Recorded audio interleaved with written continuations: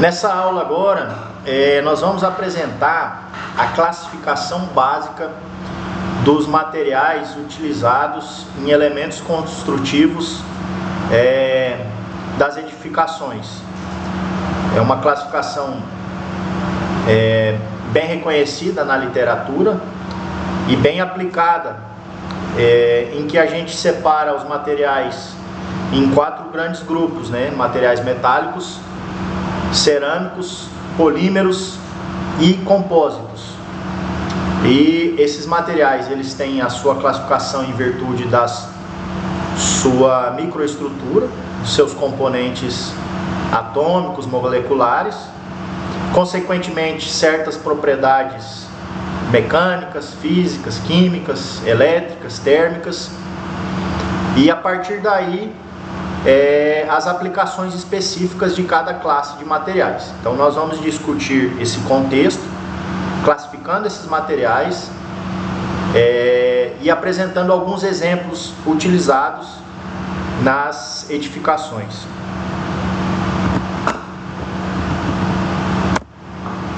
Então, a visão geral aqui dessa nossa apresentação. Vamos fazer uma introdução dessas classificações, né? Desses 4 tipos de materiais que eu acabei de falar para os senhores. Uma explanação breve sobre as principais propriedades mecânicas. Também vamos apresentar brevemente as propriedades térmicas e elétricas, né? Principalmente porque as propriedades térmicas, elas são importantes no contexto de proteção contra incêndio. Então a gente tem que explanar um pouco sobre isso. Vamos apresentar em cada uma dessas classes as aplicações que a gente tem dentro dos elementos construtivos.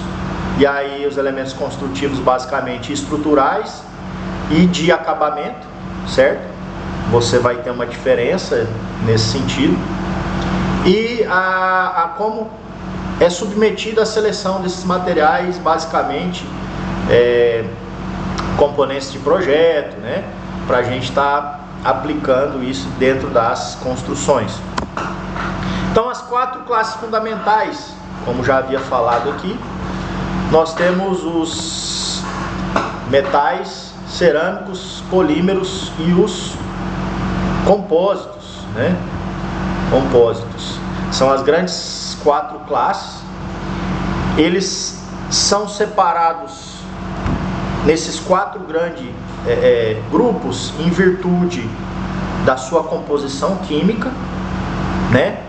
A partir daí, as ligações químicas que são compostos esses materiais, né?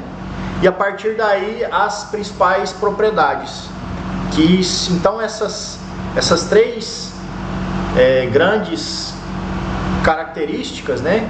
A composição química, a estrutura das ligações químicas e as propriedades desses materiais é que vão gerar essa classificação aí nesses 4 grandes classes de materiais dentro da engenharia.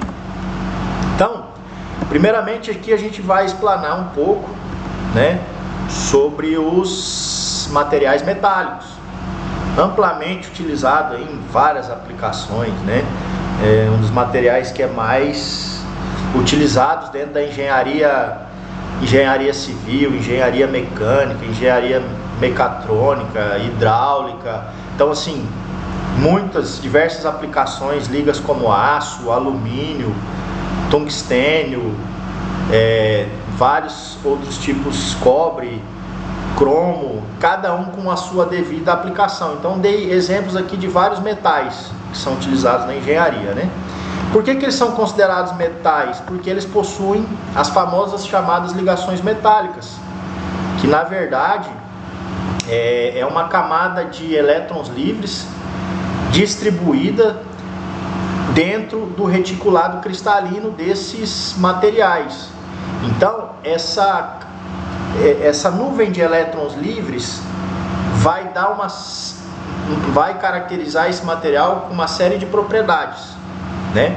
Que nos vai garantir algumas aplicações específicas. Basicamente, ele possui alta resistência mecânica e ductilidade. Como apresentei na primeira aula, materiais metálicos têm alto módulo de elasticidade, resistência mecânica e ductilidade, e consequentemente tenacidade. Eles são excelentes condutores térmicos e elétricos, uma característica extremamente importante dos metais, que caracterizam bastante. E são suscetíveis à corrosão. A maioria dos metais, eles têm essa instabilidade química na sua superfície, que pode gerar esse processo de corrosão, em que vai estar degradando e danificando esses materiais metálicos. Como eu falei, são materiais que possuem um processo de produção, de conformação. Tem vários tipos de processos em que a gente pode estar trabalhando de acordo com a aplicação específica em projeto. Então, os materiais metálicos, eles possuem uma estrutura cristalina, né? Quando a gente fala que um material sólido, ele é composto por uma estrutura cristalina, microscopicamente ele é formado por vários cristais, né? Atomicamente os átomos se organizam em cristais em uma estrutura organizada, em que a gente fala que é uma estrutura unitária de cúbico corpo centrado, que é o ferro alfa, cúbico de face centrado, que é o aço austenítico, né? Então, as estruturas cristalinas, elas têm essa composição unitária dos seus átomos, e essa estrutura ela se repete ao longo da cadeia. Isso que vai caracterizar essa estrutura cristalina, certo? E aí você tem algumas discordâncias, né, entre essas estruturas, que vai fazer com que esse material tenha uma elevada ductilidade, ou seja, uma deformação plástica bem acentuada. Como eu já falei, sua composição básica são as ligações metálicas, né, permitindo a condutividade elétrica, térmica, e uma deformação plástica grande através desse movimento de discordâncias. Metais, eles possuem uma característica de produção através dos processos de fundição desse metal, e a partir daí ele é produzido o aço, o alumínio, e dentro de cada classe desses metais, eles podem sofrer uma série de processos térmicos e termoquímicos que vão alterar a microestrutura desse material e vai te garantir uma série de fases cristalinas que a gente fala. E a partir dessa gama de estruturas cristalinas e de fases cristalinas, você tem aplicações específicas dentro da engenharia. Então você vai ter uma gama, por exemplo, quando a gente trata do aço. O que é o aço? É um metal que é ferro-carbono. Sempre quando a gente tem um metal a partir do ferro, a gente chama que ele denomina-se como aço, porque o ferro ele nunca vem puro, ele sempre vem basicamente uma composição de ferro e carbono e outros elementos de liga. Então, esses elementos de liga também vão alterar as propriedades mecânicas, características desses materiais. E esses materiais com ciclos de aquecimento, resfriamento, velocidade de resfriamento, você pode alterar a microestrutura desse material, melhorar algumas propriedades e talvez até piorar outras. Então, essa manipulação dos materiais depende muito da propriedade final que você quer da sua liga, tá ok? Então, são materiais que você tem essa liberdade para estar trabalhando com composições e tratamentos térmicos e termoquímicos, né?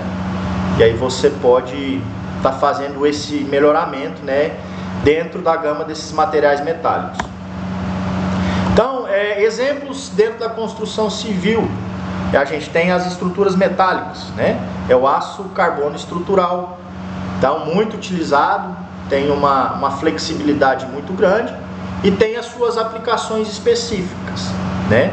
Edificações, construções específicas de acordo com as características que você pretende, de acordo com o custo, de acordo com o tempo que você tem para construir essa edificação. Muitas vezes opta-se pelo aço estrutural, né? Então tem uma resistência elevada que pode ser aplicado nos elementos estruturais de uma edificação, né? Vigas, pilares, treliças e armaduras.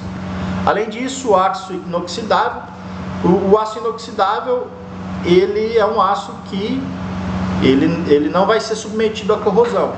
Ele não sofre o processo de corrosão porque ele tem, né, o cromo acima de 10%, 10,5% de cromo em sua composição, que vai formar uma camada protetiva desse aço inoxidável. Então pode ser utilizado em fachadas, corrimãos, ambiente com alta umidade, elevada umidade, né? Claro, você precisa ter um aço inoxidável para estar trabalhando nessa situação. E em locais que você queira um brilho maior, né? Uma aparência brilhosa e de maior impacto, nesse sentido você tem que optar por um aço inoxidável, que é uma das ligas que podem ser utilizadas. Alumínio e suas ligas, né? Qual que é a diferença assim, básica entre o alumínio e o aço? O alumínio ele é mais leve, ele é bem mais leve do que o aço, porém ele mecanicamente, suas propriedades mecânicas são menores do que o aço. Então ele tem menos resistência mecânica do que o aço. Então, para componente estrutural é utilizado o aço, né? Quando você utiliza alumínio e suas ligas, né, ele é utilizado geralmente em esquadrias, revestimentos e coberturas. Então já é um material mais utilizado para a questão do acabamento, né? Acabamento. A outra grande classe que nós temos são os materiais cerâmicos, né? Os cerâmicos, eles são junção aí, são geralmente minerais que possuem ligações iônicas e covalentes. Também são ligações fortes que vão garantir um elevado módulo de elasticidade, como já foi dito na aula anterior. Porém, materiais muito frágeis, porque esse tipo de ligação você tem o rompimento dessa ligação muito abruptamente, sem que tenha as discordâncias que existem nas ligações metálicas lá dos metais. Então, garante então para esses materiais cerâmicos aí baixa tenacidade, baixa ductilidade, elevada fragilidade, né? Então, e em contrapartida eles também têm elevada dureza e resistência à compressão. Então, possui alta resistência térmica e química. Então, importante essa propriedade dos cerâmicos por causa da resistência térmica. Então, são materiais com alto calor específico, para você alterar a temperatura desses materiais aplicando algum processo de aquecimento. Você tem que desprender uma energia muito maior devido a esse elevado calor específico, e consequentemente são bons isolantes térmicos e isolantes elétricos. Para nós aqui especificamente na área do incêndio, a gente tem vários materiais anti-chamas que são produzidos de materiais cerâmicos, né? Eles são inertes, eles têm elevada estabilidade química, eles não, em virtude disso, eles não passam, por exemplo, pelo processo de corrosão, de oxidação, porque os cerâmicos em si, eles não querem se ligar a outros materiais que estejam no ambiente em que eles serão aplicados. Então eles têm uma estabilidade química e em virtude de serem inertes, né? Então são as principais propriedades aí, ou seja, elevada fragilidade, elevada dureza, elevada resistência, elevada condição de isolamento térmico e elétrico, né? E são quimicamente muito estáveis. Então, alguns exemplos aqui, né, muito comuns de utilização. Então, uma classe de materiais aí muito comumente utilizado dentro da construção civil, certo? Muito comumente utilizado aí na construção civil, como por exemplo o vidro em fachadas, janelas e guarda-corpos. As propriedades do vidro: ele é duro, frágil e transparente, bom desempenho em intempérie. O vidro, ele é um material cerâmico amorfo, né? Um material sólido amorfo. A maioria dos sólidos são cristalinos, que garantem essa repetição das estruturas, né? Como quando eu falei nos materiais metálicos e na maioria dos cerâmicos também, você tem uma célula unitária que vai se repetindo na sua organização tridimensional, em forma de cristais. É isso que a gente define como materiais cristalinos. Os materiais amorfos não têm não possuem essa distribuição repetitiva dessas células unitárias. Eles se distribuem aleatoriamente. Então, os vidros, apesar de serem sólidos, eles são amorfos, né? Eles não têm uma distribuição regular e repetitiva da sua estrutura cristalina. E os vidros também são muito utilizados hoje, principalmente, né, dentro das construções. Nós temos vários tipos de vidros, né? Vidros laminados, vidros temperados, vidros aramados, né? Vidros temperados e laminados, né? A gente pode fazer uma composição aí de várias lâminas para você aumentar a resistência desse vidro. Então hoje existe várias aplicações e elementos deste tipo dentro do mercado aí para você fazer algumas opções. Aí nós temos o básico, né? Porcelanato e azulejo são as cerâmicas mais conhecidas, né? Que possuem uma elevada dureza e alta durabilidade, né? Eles são materiais extremamente duros. A dureza, ela, em termos práticos, é a capacidade do material resistir a uma determinada penetração. A grosso modo, né, um termo mais conhecido é a capacidade de riscar um material o outro. Quanto maior a capacidade de riscar outros materiais, mais duro esse material né? Exemplo aí de materiais extremamente duros: o carbono diamante, materiais abrasivos, cerâmicos, que possuem uma elevada dureza, porém uma elevada fragilidade também, né? Eles são materiais muito quebradiços em virtude lá da curva tensão-deformação que a gente já apresentou nas aulas anteriores. Nós temos os cimentos. Esses são os materiais mais utilizados no mundo todo para a composição do concreto, né? Composição do concreto. Ele é utilizado para concreto, argamassas e rejuntes. Alta resistência à compressão, né? E baixa resistência à tração. E aí para o cimento. O cimento, na verdade, é um aglutinante que é utilizado para produzir o concreto, né? O concreto a gente considera como material composto. A gente vai ver isso lá na frente. Então o cimento é o aglutinante do concreto. Aí no concreto nós vamos adicionar outros reforços, né, nesse elemento. Só que o cimento, ele tem uma elevada resistência à compressão, porém uma baixa resistência à tração. E aí a gente coloca esses elementos aglutinantes para melhorar essas propriedades.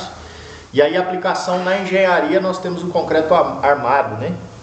Armado, que você coloca armação de aço, justamente para você aliar boa resistência à compressão do cimento e do concreto com boa resistência à tração do aço. Então, outra aplicação extremamente importante aqui para a nossa disciplina e para o objetivo do curso são os isolamentos térmicos corta-fogo, né? Muito utilizados aí na indústria para você fazer esses elementos de isolamento utilizados em elementos de compartimentação, elementos de isolamento, compartimentação horizontal ou compartimentação vertical, em dutos, shafts. Então são aplicados esses materiais para que você, né, possa estar evitando a propagação aí das elevadas temperaturas em uma construção, em uma edificação. Não exemplos aí: lã mineral, silicato de cálcio, lã de vidro, né, fibra de vidro, fibra mineral, são muito comuns para fazer esses materiais de isolamento térmico. Então reduz a transferência de calor e retarda o colapso numa situação aí de incêndio. Nós vamos ver essas condições um pouco mais detalhadas mais à frente. Então, comparando aqui os materiais metálicos e materiais cerâmicos, por que eu faço essa comparação aqui, né? Porque são os dois principais materiais utilizados dentro da engenharia das construções, né? Das construções. Hoje a gente tem também muitos polímeros e compósitos que são utilizados em várias áreas, né, da engenharia de produtos, né? Nós temos os plásticos, né? Eles estão presentes em muitos, nos nossos automóveis, nos nossos móveis, eletrodomésticos. Então os plásticos eles estão sendo muito utilizados, porém para composição estrutural, composição estrutural, estou falando, a gente utiliza basicamente o aço estrutural e cerâmico, que é o cimento, né? O cimento e o concreto, né? E se a gente pegar o cimento mais seus aglutinantes, a gente tem o concreto. E os aglutinantes do concreto também são materiais cerâmicos, né? Brita, areia. Só que misturando esses materiais, a gente tem um material compósito. Mas basicamente dentro do sistema estrutural de engenharia das construções, nós temos materiais metálicos e materiais cerâmicos, e eles têm distinções, né, importantes que a gente já tratou aqui, né? Os metálicos eles possuem uma ductilidade, uma tenacidade, um alto módulo de elasticidade. Eles podem ser conformados, fundidos, eles têm propriedades térmicas, de condução térmica. Então, assim, os cerâmicos já são materiais frágeis, né? Eles não possuem ductilidade, uma tenacidade baixa, porém uma grande dureza, um elevado módulo de elasticidade e principalmente são isolantes térmicos. Em relação às propriedades mecânicas, o aço ele é muito resistente à tração e o concreto é muito resistente à compressão, né? E quando a gente junta esses dois materiais, nós formamos aí o concreto armado, né? E que é muito utilizado nas construções para elementos estruturais, aí, como todos já devem saber, né? Então, o material metálico aí, ele tem as ligações metálicas que geram podem gerar esse deslizamento, né? Essa deformações nas discordâncias entre essas ligações. E o cerâmico já tem ligações iônicas e covalentes que não ofertam essas discordâncias. Então os materiais eles têm pouca liberdade para se deslizar, né? E aí eles rompem de maneira abrupta. né? Os materiais cerâmicos têm essas características. Aí, como já citei, nós temos os materiais poliméricos, também muito utilizados dentro das construções. Porém, eles são mais utilizados em materiais de acabamento. São muito utilizados dentro das edificações como materiais de acabamento, né? Instalações elétricas, dutos, dentre outras aplicações, né, que a gente pode ter na colocação aí dentro das edificações. Então, eles são formadas por ligações covalentes ao longo da cadeia e ligações secundárias de Van der Waals. Essas ligações, elas são mais frágeis, né? Elas não são ligações tão fortes como a ligação metálica, a ligação iônica e covalente lá nos cerâmicos. Aqui nós temos as covalentes e ligações de Van der Waals. Isso vai determinar as propriedades desse material, né? Vai determinar as propriedades materiais, principalmente mecânicas, que é um material com baixa resistência mecânica. Então, os polímeros, senhores, eles são utilizados, eles não podem ser utilizados onde haja uma exigência mecânica, né, para resistência de esforços mecânicos. Então, eles não são utilizados como materiais estruturais, né? Os polímeros aqui em si não são utilizados, principalmente nas edificações, né? Eles são utilizados para outras aplicações. Vantagem dos polímeros, dos plásticos, eles possuem baixa densidade, né? São isolantes térmicos e elétricos, só que também térmicos para temperaturas limitadas, né? Acima de uma determinada temperatura, eles vão se decompor ou vão se fundir, vão derreter, e então eles têm uma resistência térmica limitada, né?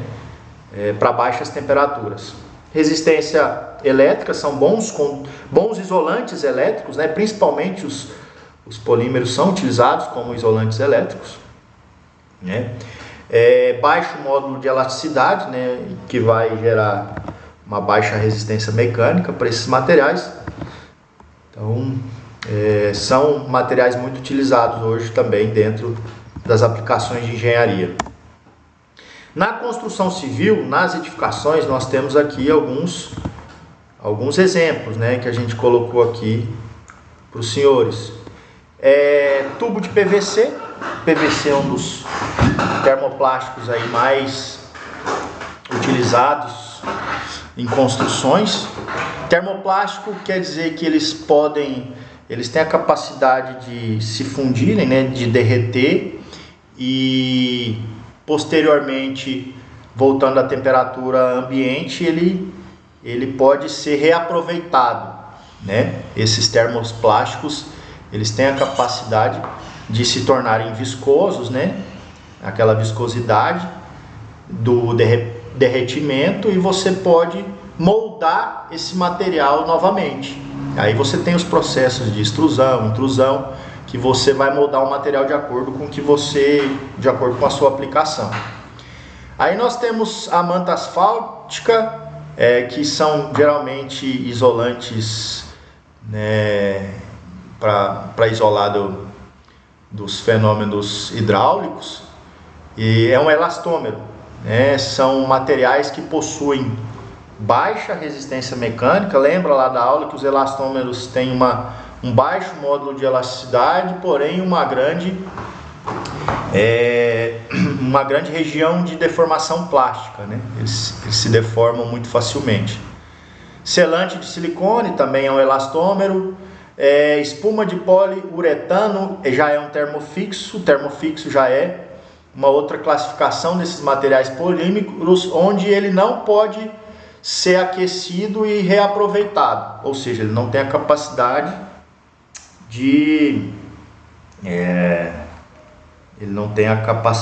de ser reciclável. O termoplástico já é reciclável, o termofixo não, porque ao sofrer o aquecimento ele vai se degradar e vai carbonizar. Então ele não passa por aquele processo de fundição, de gotejamento que os termoplásticos passam e podem ser reaproveitados, né? Aí nós temos as tintas também, que é um exemplo de termoplástico. Tecido geotêxtil de polipropileno também é outro termoplástico. Então esses elementos de vedação, vedação hidráulica, vedação elétrica, dutos hidráulicos, revestimentos, né, como o poliuretano aqui, utilizado como espuma de revestimentos, as tintas, todos são materiais poliméricos, né, poliméricos com suas cadeias carbônicas, né, material carbônico orgânico, advindos em sua boa parte de derivados do petróleo, né? Derivados do petróleo são produzidos aí os materiais plásticos, muito comum dentro dos materiais de acabamento e revestimento das edificações. E nós temos também os materiais compósitos, né? São materiais de alta tecnologia, e hoje tem muitos materiais de alta tecnologia desenvolvidos como os compósitos. Na verdade, eles vão, como aqui o exemplo dessa imagem, é uma junção de 2 ou mais materiais, né? 2 ou mais tipos de materiais, um polímero com um cerâmico, um cerâmico com um outro cerâmico. Então, você pode combinar 2 ou mais materiais distintos através de uma matriz e de um reforço que você vai adicionar dentro dessa matriz, né? Quando a gente fala lá é muito comum falar assim, tal material é feito de fibra de carbono. Na verdade, a fibra de carbono é o reforço desse material, né? É o reforço. E essa fibra ela é composta por uma matriz polimérica, geralmente uma resina, que vai dar a geometria para esse material. Então, ou seja, a matriz distribui as tensões enquanto o reforço fornece a resistência e rigidez. Então, quando fala-se de um material de fibra de carbono que é muito resistente, realmente o que dá resistência para esse material é a fibra de carbono. E a fibra de carbono também vai ser colocada em direções distintas. Ela vai resistir de acordo com a direção que ela for projetada nesses materiais, certo? Então a gente fala que as propriedades são otimizadas, porque você pode fazer a mistura do material de várias formas, né? Alta resistência relativamente ao peso, né? Anisotropia controlável. A anisotropia é isso, né? É um material que ele se comporta diferente de acordo com a direção dos seus esforços. E essa direção dos seus esforços, ela pode ser controlada de acordo com que você projeta as tramas dessas fibras ou a direção dessas fibras, né? Qual o sentido que você vai ter uma resistência à tração, à compressão, à torção. Isso pode ser projetado dentro desses materiais compostos de acordo com a direção do seu esforço. Então ele tem essa propriedade de anisotropia. As propriedades elas diferem de acordo com as direções dos esforços que são inseridos nesse material, diferentemente dos metais, dos cerâmicos e dos polímeros, que são materiais isotrópicos, né? A qualquer direção que você aplicar as forças, eles vão ter o mesmo comportamento. Combinação de vantagens de diferentes classes, né? Então, como eu falei, você mistura uma classe polimérica com uma classe cerâmica, né? A fibra de vidro, a fibra de carbono inserida numa matriz polimérica de resina, você vai juntar essas duas propriedades, né? É um custo geralmente mais elevado, né? Quando a gente se fala, por exemplo, composto de fibra de carbono, um custo bastante elevado, né? Então, é um compósito aqui que eu já havia citado para os senhores, que é muito utilizado e vai ser muito foco da nossa disciplina, que é o concreto, que ele é uma pasta de cimento, que é um cerâmico mais os agregados, né? Os agregados aí pode ser a brita, pode ser areia, então são materiais agregados, também são materiais minerais, na maioria dos casos, e eles são o material mais utilizado no mundo, porque é a base das grandes edificações, né? Grandes edificações, para a base estrutural das edificações, desde a fundação, né, até os pilares, vigas e lajes, são produzidos muito com concreto, e mais ainda o concreto armado, certo? Concreto armado. Então o concreto já é considerado um compósito, porque você tem o cimento com os seus agregados, e o concreto armado é acrescentado mais um material nesse compósito, que é o aço, né? Então é o concreto mais as barras de aço que vão fazer um reforço. Então o concreto, como eu falei, ele é muito conhecido por a sua elevada resistência à compressão, e o aço é conhecido por sua elevada resistência à tração. E aí o concreto armado vai juntar essas duas propriedades, né, complementando aí que os materiais compostos eles conseguem somar propriedades desses materiais distintos que o compõem. Aí nós temos também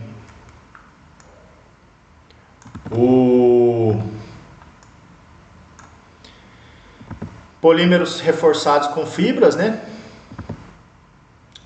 Matriz polimérica, mais uma fibra de vidro, carbono. Na construção civil a gente pode estar dando exemplo de reforço de viga com manta de fibra de carbono. Não é tão comum essa utilização, essas fibras elas são mais utilizadas para materiais que você precisa de alta resistência mecânica e baixo peso, né? Baixo peso por exemplo, aeronaves, são todos produzidos de materiais de fibra, de alumínio. Essas bicicletas de alto desempenho, né, que você tem uma leveza muito grande. Os carros de Fórmula 1, fibras de carbono. Então, são materiais que você precisa alto rendimento e propriedades mecânicas com baixo peso, né? Essas mantas de matriz polimérica. E nós temos um compósito natural, né, que é muito utilizado também nas construções, que são a madeira, que é um compósito natural, onde você tem as fibras de celulose em matriz de lignina. Matriz de lignina. Então essas fibras, a madeira, se você for observar, né, uma estrutura de madeira, ela tem realmente a direção das suas fibras, todo material desse possui, e ela é envolta por essa resina natural do próprio material. Então também é considerado um material composto. Inclusive ele tem aquela questão da anisotropia também. A madeira, na direção das suas fibras, ela vai ter uma resistência mecânica mais elevada. Na direção perpendicular, transversal às suas fibras, você já diminui a sua resistência. Então, de acordo com a direção da aplicação dos esforços na madeira, você também tem certas diferenças de comportamento. Então ele é um compósito natural aí que a gente pode estar colocando também como material bastante utilizado na construção civil. Então aqui é uma comparação do módulo de elasticidade, né, que é uma propriedade mecânica interessante, né? Opa, deixa eu corrigir aqui só para colocar a minha carinha aqui embaixo. Isso. Então, faixas típicas do módulo de elasticidade, né? Nos concretos, nos cerâmicos, você tem de 70 a 400 gigapascal. Então, é uma faixa gama, é uma gama muito grande, né? Muito grande de valores, mas como já citado, são materiais que possuem elevado módulo de elasticidade, né? Então aqui, os que possuem menor módulo de elasticidade, a alumina, o vidro, e com maior aqui a alumina, né? O concreto também possui um baixo módulo de elasticidade, se comparado, né? Se comparado com cerâmicos com maior resistência. Metais, né, também possuem elevado módulo de elasticidade, aqui ó, uma gama aqui de 45 a 400 gigapascal, né? O alumínio com um módulo de elasticidade menor, o aço intermediário e o tungstênio com um módulo de elasticidade mais alto. Os compósitos também possuem uma gama elevada, né, desse módulo de elasticidade, porque você pode trabalhar essas propriedades de acordo com a combinação dos materiais que você vai misturar, tá ok? Então o concreto armado aqui ó, de 25 a 35 gigapascal, e esses materiais poliméricos reforçados com fibras, né, fibra de carbono, fibra de vidro, pode chegar aí até 150 gigapascal, né? E aí depois, mais embaixo, tem os polímeros, que uma resistência mecânica muito baixa. Como eu falei, os polímeros, os plásticos, não são materiais utilizados para componentes estruturais, só para componentes de acabamento e revestimento.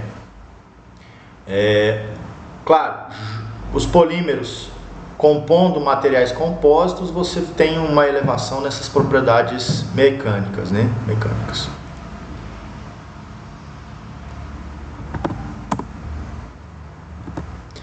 Massa específica e aplicações estruturais aqui, né, dos materiais. Então, os metais têm uma densidade aí de até 19 gramas por centímetro cúbico, né? O aço aqui aproximadamente 7, o alumínio 2. Então o aço ele é um elemento metálico pesado, considerado um elemento pesado, né? O alumínio já é um pouco mais leve, porém o alumínio com uma resistência mecânica menor, né? Então, de acordo com a aplicação, você vai utilizar um ou outro. Os cerâmicos também são materiais que possuem uma densidade acentuada, né? Pode chegar aqui até 6 gramas por centímetro cúbico, né? O concreto 2,4, o vidro 2,5, então são materiais aí considerados relativamente pesados, né? Os poliméricos são materiais, são os mais leves, né? Materiais, a principal propriedade dos polímeros é a leveza, é o peso moderado, baixo, né? Um baixo peso, né? Só que não pode participar de componentes estruturais, né? Fora componentes estruturais. E nós temos aqui os materiais compósitos também, né? O concreto armado com uma densidade aí de até 2,5 gramas por centímetro cúbico, e os compósitos reforçados com fibras 1,6. Então tem um material relativamente também, o concreto armado é um pouco mais pesado, materiais reforçados com fibras são mais leves, né? Uma propriedade importante dos compostos. Você fazendo a mistura ideal, você pode reduzir o peso com uma considerável resistência mecânica, né? Então, muito utilizado aí em aplicações mais tecnológicas. Aqui um quadro resumo, né, em que apresenta aí basicamente um resumo das propriedades mecânicas aí dos materiais, certo? Módulo de elasticidade, nós temos aqui o aço, alumínio, concreto, vidro, PVC, resina, concreto armado e polímeros reforçados com fibra de carbono, né? Então você tem elevados módulos de elasticidade aqui para o aço, os elementos reforçados, poliméricos reforçados com fibras, os compósitos aqui também um elevado módulo de elasticidade, tem essa característica, né?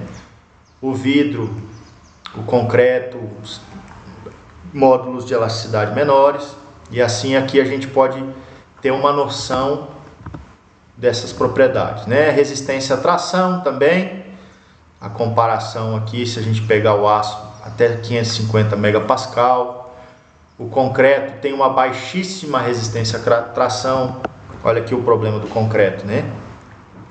Mas tem uma elevada resistência à compressão. Olha aqui, ó, a resistência à tração desses materiais reforçados com fibras, de 600 a 1000 megapascal. Então, essas fibras realmente elas adicionam uma resistência muito elevada aos materiais compósitos. E aqui é o peso, né? Densidade. Então, o aço é o material mais pesado aqui, né? Disparado, né? De acordo com a sua densidade. E você vê o material compósito aqui, ó, com uma densidade bem baixa, com uma resistência alta. Isso que garante essas características. Então, a tenacidade no aço ela é alta, dúctil, como já falado, né? No alumínio é moderado, no concreto é baixo, no vidro muito baixo, nos polímeros também é moderada, apesar do polímero ter uma ductilidade, uma deformação plástica acentuada, ele tem um módulo de elasticidade baixo que vai reduzir a curva lá, a área abaixo da curva, tensão-deformação, que vai dar uma tenacidade moderada aqui para esses materiais poliméricos, né? O concreto armado também, moderado, e os compósitos, né, reforçados com fibras têm uma alta densidade também, ou seja, uma alta capacidade de absorção de energia antes da fratura. Então, esses compósitos são muito interessantes porque os senhores viram que eles adicionaram propriedades interessantes. Para a disciplina em questão, é muito importante a gente estar citando aqui as condutividade térmica e isolamento desses materiais, né? A condutividade térmica mede a capacidade do material conduzir calor. Alta condutividade são os metais, certo? Então os metais possuem essa característica de alta condutividade térmica, enquanto que os polímeros cerâmicos são isolantes térmicos. Então, na construção civil, a escolha adequada desses materiais, baseada em suas propriedades térmicas, é fundamental para eficiência energética, conforto térmico e atendimento às normas de desempenho e, inclusive, segurança contra incêndio, né? Metais são utilizados onde a dissipação de calor é necessária, enquanto polímeros e cerâmicos porosos são preferidos para isolamento.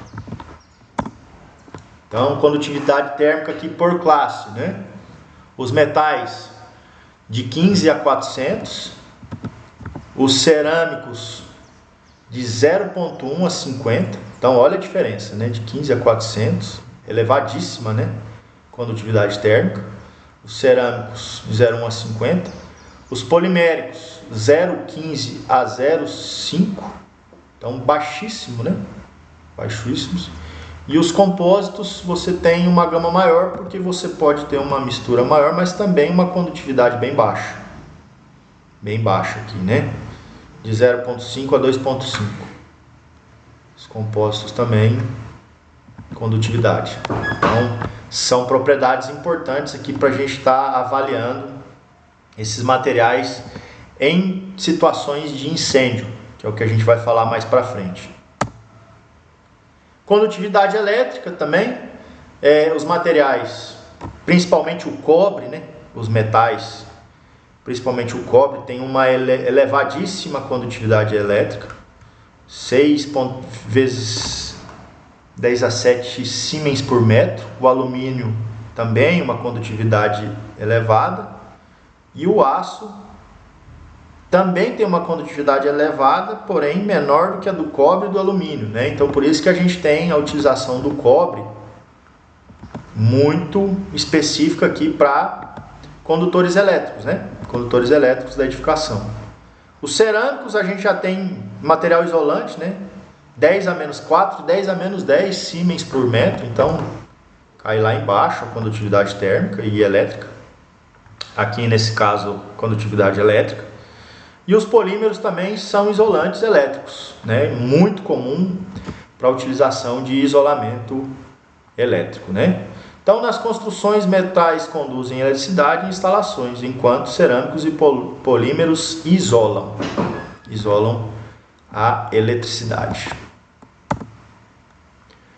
Então, um resumo aqui também das propriedades térmicas e elétricas desses materiais, como já falado, né? Cobre, alumínio, aço, concreto, vidro, PVC, epóxi e polímeros reforçados com fibras, que são os compósitos, né? Condutividade térmica, dos metais lá em cima, dos cerâmicos bem abaixo e dos poliméricos bem abaixo também. Condutividade elétrica, da mesma forma, os metais, uma elevada condutividade elétrica, os cerâmicos e polímeros, baixa condutividade elétrica. E nas aplicações aqui, né? Onde cada um é utilizado.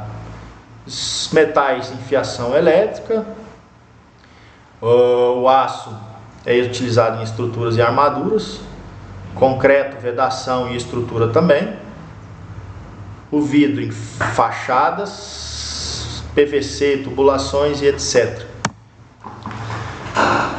Que é o que a gente apresenta aqui nessa configuração de uso de materiais em sistemas estruturais. Nós temos as fundações, os elementos verticais, os elementos horizontais, as coberturas e estruturas especiais. Então, fundações é a fundação, uma edificação ela é composta de materiais estruturais básicos, que é a fundação, os pilares, as vigas e as lajes. Então, são estruturas, componentes estruturais da edificação, né? Então, basicamente, esses materiais são compostos por materiais, os aços estruturais e concreto armado, né? E concreto pré-moldado. Você também tem blocos cerâmicos que podem ser utilizados também como sistemas estruturais, ok? E para finalizar aqui nós temos os sistemas materiais utilizados em sistemas de acabamento, né? Acabamento. Nós temos revestimentos de fachada, placas cerâmicas, pisos e revestimentos internos, porcelanato, por exemplo, esquadria, e esses materiais, esses dois exemplos aqui são da classe dos materiais cerâmicos, óbvio. Esquadrias e vedação, alumínio com vidro, então metal e cerâmico também. Impermeabilização são os elastômeros, né, que são uma classe dos materiais poliméricos. Os isolantes térmicos e acústicos, aqui por exemplo, componentes aí de fibras de vidro, basicamente, né, lã de fibra mineral, que são muito utilizados em isolamento térmico e acústico. E as tintas, né, pinturas e revestimentos protetores, né, isolantes impermeabilizantes, né, que são utilizados aí na maioria das edificações. Então, para finalizar aqui, a gente classificou os materiais, deu uma série de exemplos, né, desses materiais, e dentro de um processo de concepção de uma obra, de uma edificação, você tem que passar por uma série de fases, né? Primeiramente, definir os requisitos, que são as cargas, o ambiente e durabilidade. Você tem que fazer o cálculo estrutural de toda a edificação para você definir quais componentes estruturais, como vai ser esses componentes estruturais, quais os materiais que vão resistir a essas cargas, né? A dimensão desses materiais, né? E o ambiente que você vai submeter esse material, né? por exemplo, uma edificação com estrutura metálica aqui em Goiás e, por exemplo, lá no litoral, né? No litoral você tem a maresia, a questão que acelera muito a oxidação desse metal, por exemplo. Então, o ambiente sempre é extremamente importante, né? Analisar as propriedades que você precisa definir, mecânicas, térmicas e químicas, considerar os custos, né? Qual que material eu posso utilizar mais de 2, 3 tipos de material para uma determinada aplicação, mas para eu processar esse material, para eu instalar esse material, né? Qual que é a viabilidade de custo, de benefício que eu posso implementando. Avaliar a sustentabilidade, vida útil e impacto ambiental, que essa questão do impacto ambiental cada vez é mais falado aí no nosso cotidiano, né? E todos esses sistemas materiais compostos, estruturais, mecânicos, você precisa estar baseado em normatizações, né? Validar com as normas. Na engenharia, tudo você vai aplicar de acordo com normas da ABNT, da STM, DIN, né? Norma europeia, aplicada ao incêndio ainda tem as NFPAs. Então, dentro do ramo da engenharia, tudo que você for projetar, tudo que você for construir, tudo que você for testar, tudo que você for validar, você tem normas para estar seguindo e para estar cumprindo da maneira mais correta. Então, as referências bibliográficas aqui que foram utilizadas também com esse o livro do Callister, normas algumas normas conhecidas da ABNT também, dentre outros.